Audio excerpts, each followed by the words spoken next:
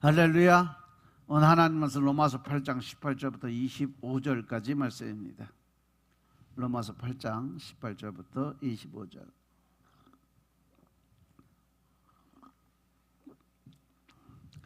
같이 합독합니다.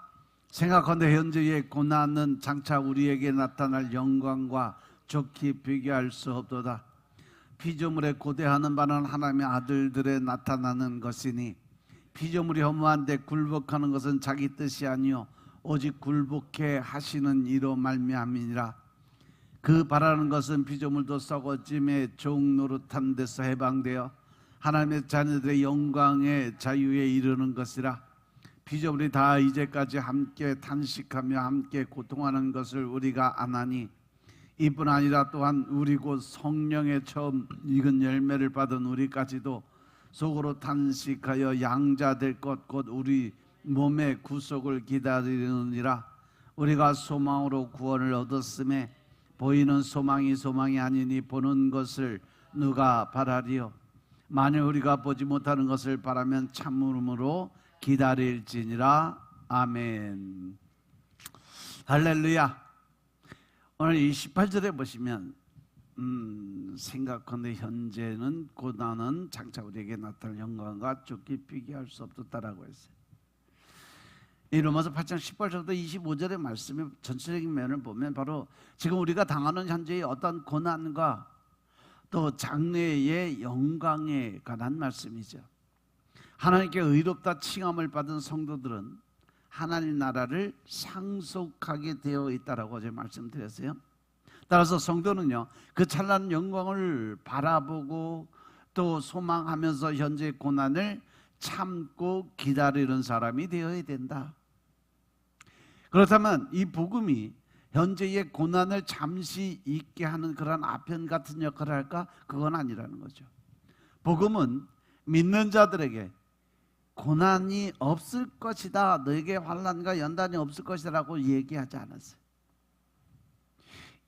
예수님께서도 요한복음 16장 33절에 보시면 제자들이 세상에 나가서 환난과 고난을 겪을 것이라고 말씀하시면서 제자를 파송을 하셨죠. 사도 바울도 하나님 나라에 들어가려면 우리가 많은 환난을 겪어야 된다라고 사도행전 14장 22절의 말씀에 기록을 해놨어요. 그리고 베드로는요, 시련의 어떤 불길이 닥쳐올 때 너희들이 이상한 일로 그 이상한 일을 겪는 것처럼 놀라지 말라고 했어요. 베드로전서 4장 12절부터 14절의 말씀을 보시면 사랑하는 자가 너희를 시련하려고 오는 그 불시험을 이상한 일 당하는 것 같이 이상히 여기지 말고 오직 너희가 그리스도의 고난에 참여하는 것으로 즐거워하라고 그랬어요. 왜? 이것은 그의 영광을 나타내실 때 너희로 즐거워하고 기뻐하게 하려 함이니라. 너희가 그리스도의 이름으로 욕을 받으면 복이 있는 자라고 말씀하시면서 영광의 영 곧 하나님의 영이 너희 위에 계심이니라. 할렐루야. 바로 우리가 이 땅에 살아가면서 환난과 연단이 다가올 때 왜 내가 예수를 믿고 하나님을 믿으면서 열심을 내가 헌신을 봉사를 다 했는데 왜 나한테 이런 연단과 고난이 계속 올까? 왜 자꾸 하는 일마다 묶이는 걸까? 풀어지는 게 왜 안 될까? 이렇게 생각하지 말라는 거예요. 오히려 그 고난에 내게 고난이 오고 환난이 오고 연단이 오는 것을 오히려 기뻐하고 즐거워하라고 그랬어요. 왜? 하나님께서 마지막 때에 우리를 만날 때 바로 그 고난에 참여하는 것으로 인해서 하나님의 기쁨이 그곳에 있다고 그랬어요. 이 모든 말씀은 고난을 전제로 한 말씀이죠. 성도들의 삶에 환난과 연단, 즉 고난이 따른다는 사실을 분명하게 말씀으로 주시면서 예수 믿는 것이 결코 쉬운 것은 아니라는 거예요. 예수 믿는다고 해서 다 형통의 복을 받는 것은 아니다. 아담과 하와가 에덴 동산에서 타락한 이후에 인간의 삶에 닥친 고난은 아주 대단한 심각한 그런 현실의 문제로 대두가 됐어요. 그래서 그 고난에 비참한 그 직면한 사람은 탄식할 수밖에 없다는 거죠. 따라서 복음은 고난을 바라보게 하죠. 고난 속에 있는 인간의 비참한 실상을 피해가는 그런 삶을 살면 안 된다는 거예요. 그것을 정면으로 치고 나가서 이기고 극복하고 나아가는 믿음을 가지라는 거예요. 그래서 이 복음의 관점에서 고난을 다시 돌아보면서 우리는 천국의 소망을 다질 수 있는 믿음을 가지시길 주님으로 축원합니다. 많은 사람들이 고난에 대해서 이해가 부족하면 그 복음이 약속하지 않은 그런 헛것들, 즉 세상의 욕심, 육신의 그 어떤 정욕에 관한 욕심과 탐심에 관한 것을 바라보고 오히려 그것을 희망을 하고 살아가요. 그래서 오히려 그것을 바라보게 될 때 그거는 뭐 마약 중독자죠. 아편같이 결국은 사람을 점점 그 악의 속으로 끌어내리는 그런 일을 한다는 거죠. 그래서 내 안에 삶에 닥친 고난을 이상하게 여기니까 현실을 도피하는 신앙이 만들어지게 된다는 거예요. 그러니까 우리 삶 속에서 어떤 연단의 고난이 점점 길어지면 길어질수록 지금 내가 듣는 하나님의 말씀이 과연 이 복음이 맞는지 틀리는지 의심과 불신의 마음이 생기게 되고 오히려 세상의 그 욕심에 찌들은 사단의 속삭임이 오히려 더 길을 밝게 만든다는 거죠. 왜? 영적인 분별이 안 되니까 이것이 하나님의 말씀 복음인지 아니면 사단의 속삭임인지 구별이 안 되니까 결국 의심과 불신의 마음을 갖게 되는 거예요. 그러다 보면 항상 그 마음 속에 두 마음이 싸울 때는요, 내 마음의 중심이 어디 있느냐가 가장 중요해요. 내가 하나님의 말씀으로 다시 들어가게 되면 영적인 회복이 이루어지지만 내가 잠시 잠깐 흔들려서 사단적으로 즉 세상적으로 눈을 돌리게 되면 결국 나는 악의 구렁텅이로 들어갈 수밖에 없다는 거죠. 그러다 보면 이 말씀을 전하는 사역자가 무능한 탓은 아닌지 또 저 말이 맞는지 틀리는지 의심과 의혹의 눈길을 보내고 늘 불신과 의심의 마음을 가지면서 계속 생각의 영에 붙들려요. 그래서 내가 지금 믿고 있는 신앙에 대해서 의심을 하게 되죠. 그러다 보면 고난의 그 어떤 신속한 해결을 약속하는 가짜 복음에 유혹되는 거죠. 즉 그럴 때 이단들이 와서 유혹의 말로 속살거리면 바로 넘어가게 돼 있어요. 그리고 사단의 속살거리면 현실의 고난이 줄어들게 하는 것으로 착각하니까 오히려 그 사단의 속삭임이 오히려 하나님의 말씀처럼 받아들이고 이해를 하고 거기 빠져버리면 그 다음부터는 헤어나지 못하는 거예요. 하지만 복음은 이 세상에서 영광을 누리게 하겠다는 약속을 하지 않았다는 사실 명심하시기 바랍니다. 고난받는 이 세상을 향해서 영광된 세상이 오고 있다는 희망을 갖고 살아가야 된다는 거죠. 그 영원한 세상과 대조를 하면 야고보서 4장 14절에서 우리 인생은 잠깐 보이다가 없어지는 안개와 같다고 그랬어요. 우리가 이 땅에 살아가는 거 100년의 세계, 그 100년이라는 세월은요 하늘나라에서 그 영원의 세계에서 보면 찰나 순간에 불과하다는 거죠. 잠깐 그냥 지나가는 시간과 같다는 거예요. 그래서 우리들이 잠깐 겪는 이 고난이 아무리 힘들고 어려워도 우리가 하늘나라에서 누릴 수 있는 영원한 그 영광의 삶의 무게는 비교할 수 없다는 거 깨달으시기 바랍니다. 그래서 복음은 고난 앞에서 초연하라고 가르치지 않았어요. 오히려 고난이 오려면 와봐라. 아무리 힘들고 어려운 문제가 닥치려면 닥쳐봐라. 복음은 고난 너머에 있는 영광을 바라보라고 말씀하고 계심을 깨달으시기 바랍니다. 우리가 하나님을 믿는 믿음은 결국 뭐예요? 천국 가기 위해서요. 영원한 생명, 즉 영생의 삶을 살기 위해서 우리가 예수를 믿고 또 영원한 그 생명을 얻기 위한 방법이에요. 그래서 우리는 늘 천국의 소망을 가지고 이 시간 우리 앞에 닥친 모든 고난을 적극적으로 헤쳐나가는 담대한 믿음을 가지고 끝까지 참고 인내하는 삶을 살라고 말씀하고 계심을 깨달으시기 바랍니다. 어제도 예를 들어서 설명했지만, 만약에 대기업 총수의 그 아들이 아버지 뜻대로 말단 직원의 생활을 경험할 때, 그가 그 당시에 겪는 고난과 고통이 과연 그 생각 속에 힘들고 어려움으로만 그것이 나타나겠냐? 그렇지 않다는 거죠.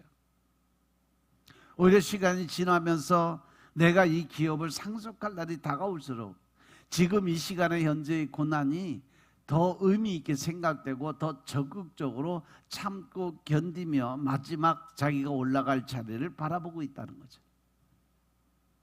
따라서 19절에 보면 만물조차 이러한 진리를 알고 하나님의 아들이 나타나는 것을 바라고 고대했다고 그랬어요. 그래서 예수님께서 이 땅에 오셔서 비록 극빈자의 생활을 하셨죠. 하지만 마침내 영광스러운 하나님의 아들이 됨을 나타내셨다는 거죠. 따라서 이 땅에서 초라한 삶을 사는 우리들도 참으로 영광스러운 하나님의 자녀로 나타나는 날을 만물조차 기대하며 사시는 여러분들 되시길 주님으로 축원합니다. 하나님은요, 우리에게 늘 바라는 믿음의 본질이 뭐냐? 내 믿음대로 될지어다예요. 아멘. 내가 무엇을 믿고 어떠한 것을 믿으며 살아가느냐, 내가 어떠한 결론을 바라보며 또 내 입술의 말로 어떠한 긍정적인 언어를 사용하느냐, 그것으로 인해서 하나님이 일하시는 부분이 나타난다는 거 명심하시기 바랍니다. 그리고 이제 20절에 보시면 피조물이 허무한 데 굴복하는 것은 자기 뜻이 아니라 오직 굴복해 하시는 이로 말미암아서 일어나는 일이다라고 하세요. 만물은 자기 뜻과 상관이 없이 허무한 데 굴복을 했다고 그랬어요. 이 말씀은 만물이 과거 어느 한 시점에서 자기가 원하지 않게 굴복당한 사건이 있었다는 의미죠. 이 말씀은 창세기 3장 17절부터 19절의 그 말씀에서 하나님께서 타락한 인간을 벌하시면서 땅도 함께 저주하셨던 때를 기억하라는 거죠. 결국 이 땅에 힘들고 어렵고 이 사단 마귀가 공주의 권세를 잡는 이유는 바로 무엇 때문에? 너희들이 지은 그 원죄 때문에. 그래서 이 땅, 이 지구가 그래서 저주의 형벌을 받고 있다는 거죠. 그때로 끝난 것이 아니라 그것이 지금까지 계속 연장선에 들어와 있기 때문에 우리들의 삶이 그렇게 힘들고 어려울 수밖에 없다는 거예요.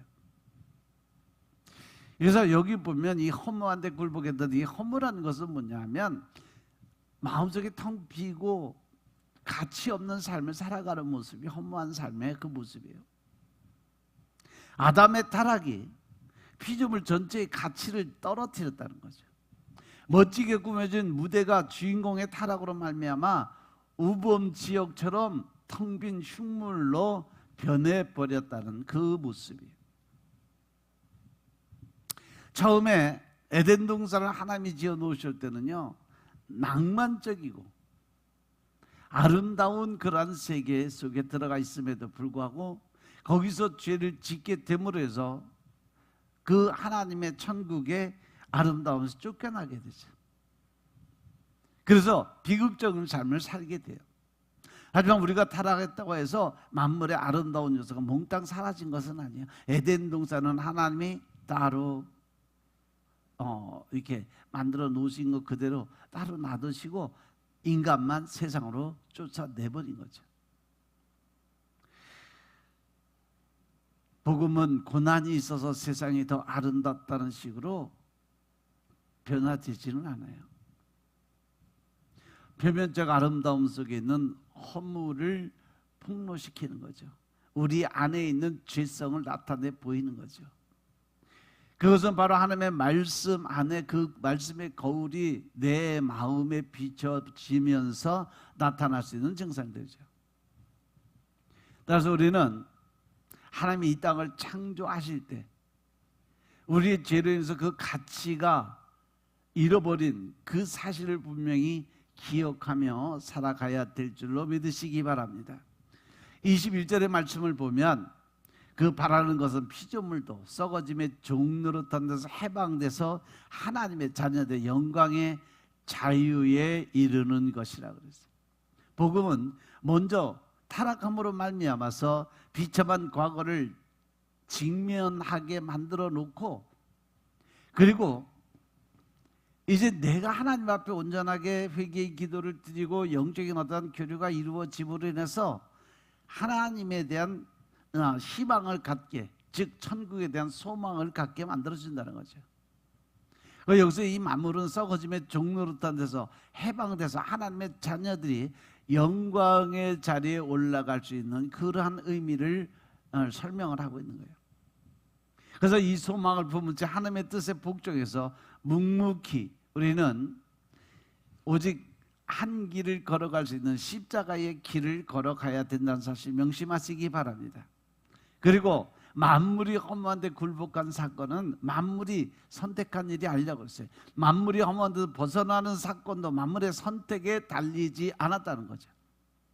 하나님의 자녀가 그 하나님의 영광의 자유에 이르는 그날에 하나님께서 이제 모든 것을 회복시킬 것이라는 것을 다시 한번 강조해 주는 거예요. 그래서 만물은 지금 우리와 함께 탄식하며 함께 고통을 받고 있는 거다. 하지만 마지막 때에 계시록 21장에 나와 있는 것처럼 새 하늘과 새 땅이 이 땅에 도래하게 될 때 우리는 이 땅에서 또한 새로운 그러한 삶의 모습을 보게 될 거다.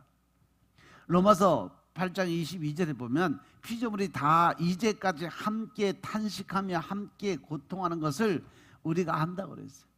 왜? 그것은 말씀에 이미 기록이 되어 있는 상태고 앞으로 하나님의 계획, 하나님의 프로젝트 자체가 이제 우리에게 더 큰 희망과 소망을 주기 위한, 그래서 하나님의 계획을 일일이 다 기록해 놓은 것이 말씀이에요. 그래서 여러분들이 말씀을 읽게 되고 그 말씀으로 들어가게 될 때 우리는 하나님의 뜻을 깨닫게 되고 그 하나님의 뜻대로 살아가게 됨으로 해서 천국의 소망을 더 확실하게 가져갈 수 있다는 거예요. 그래서 그 만물이 함께 탄식하며 고통하는 것 자체가 절망적인 어떤 한탄을 말씀하는 거 아니에요. 헛된 인내가 아닌 줄 알고 해산의 진동을 감내하고 끝까지 참고 견딜 수 있는 그러한 믿음을 가져야 된다는 거죠. 그리고 앞으로 오는 세상은 현재 하늘과 땅이 소멸한 후에 펼쳐지는 완전히 딴 세상이 아니라는 거죠. 우리가 중생하고 구원을 받은 것처럼 현재의 만물과 연속성은 있지만 완전 무결한 것으로 다시 바뀌어지는 새 세상을 만들 것을 하나님이 지금 말씀을 통해서 우리에게 보여주고 계심을 깨달으시기 바랍니다. 그래서 만물조차 다가올 세상을 간절히 소망하는데 하물며 성령 하나님의 인도함을 따르는 성도들이 어찌해서 그 소망을 이 땅에 두고 살아가야 되겠냐는 거예요. 과연 우리는 탄식하는 기다림이 없이 이 땅의 것에 만족하며 지낼 수 있을까? 그럴 수는 없다는 거죠. 그래서 23절에 보면 이뿐 아니라 또한 우리 곧 성령의 처음 익은 열매를 받은 우리까지도 속으로 탄식하여 양자될 것 곧 우리 몸의 구속을 기다린다 그랬어요. 성령 하나님의 처음 익은 열매가 그리스도이고 그분은 부활의 첫 열매가 되셨어요. 그리스도의 인성은 부활을 통해서 가장 먼저 하나님의 아들의 영광을 드러냈음을 깨달으시기 바랍니다. 그리고 그리스도를 영접한 성도는요, 그분의 예수님의 그 인성처럼 영광스럽게 될 날을 우리가 예수님처럼 하늘나라 보좌 우편으로 올라갈 수 있는 날을 소망하고 살아가는 거죠. 그 소망을 품고 지금 이 시간의 고난을 또 어떤 환난과 연단을 인내하는 삶이 바로 성도들이 살아야 될 삶이다라고 설명하는 거예요.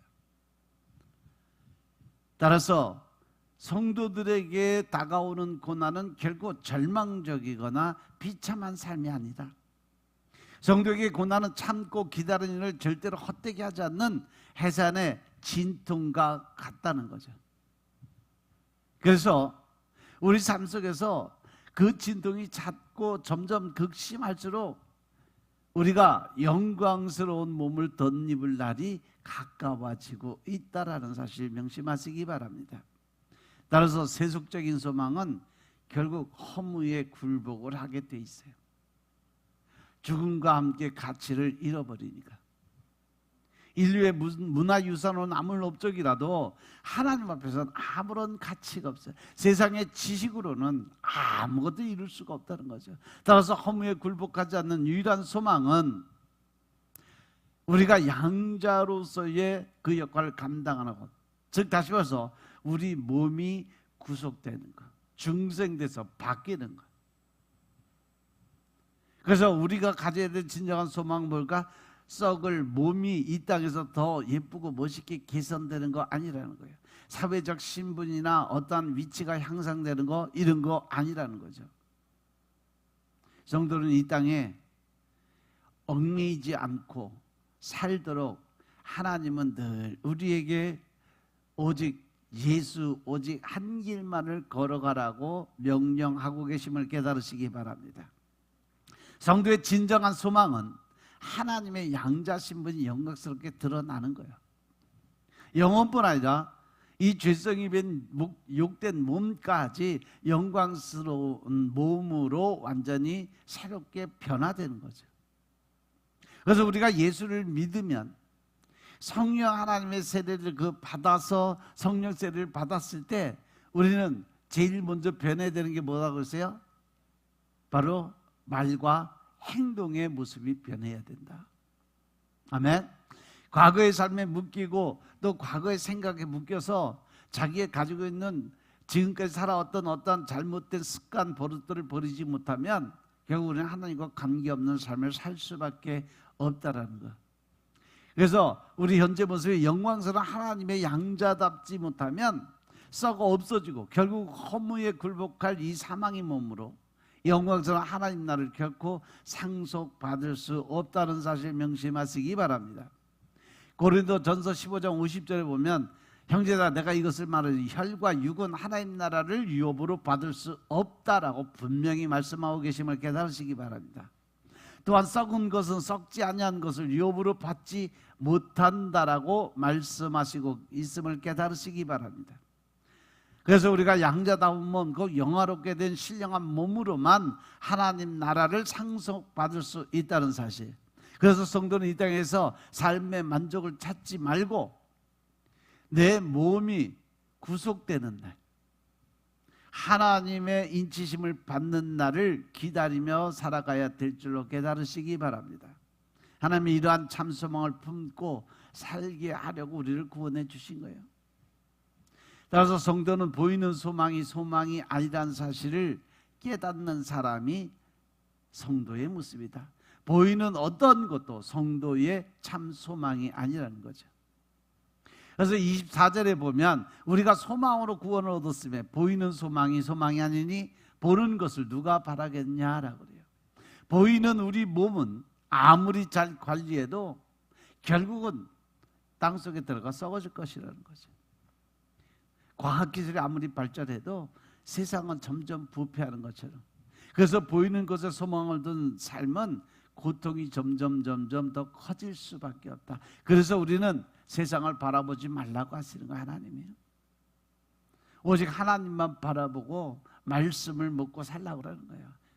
그러나 우리 몸이 구속되는 그날의 모든 부패가 사라진다는 사실 명심하시기 바랍니다.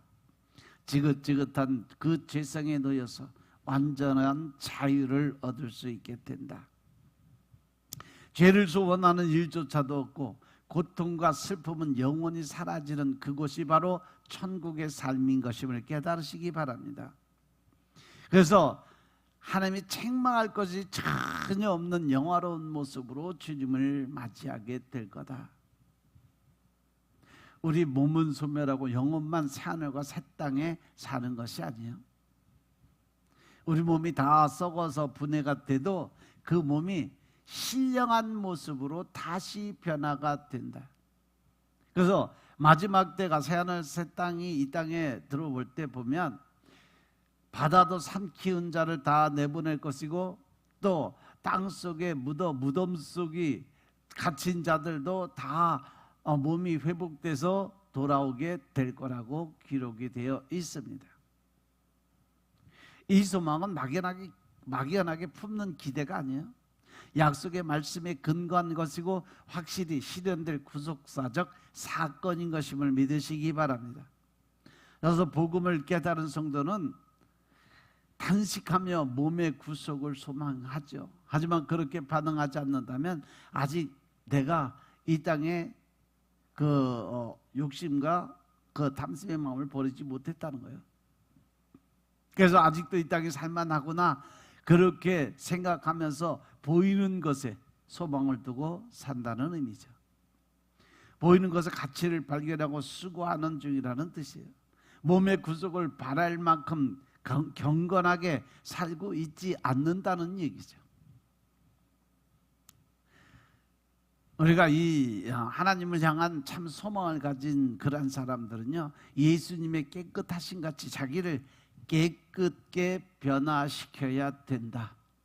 썩어가는 몸으로 부패한 세상에서 깨끗하게 사는 일은 쉽지 않다는 거예요. 그래서 마저 25절에 보면 만일 우리가 보지 못하는 것을 바라면 참음으로 어떻게 해라? 기다려라. 인내하는 삶을 살아라. 고난의 연속일 수밖에 없어요.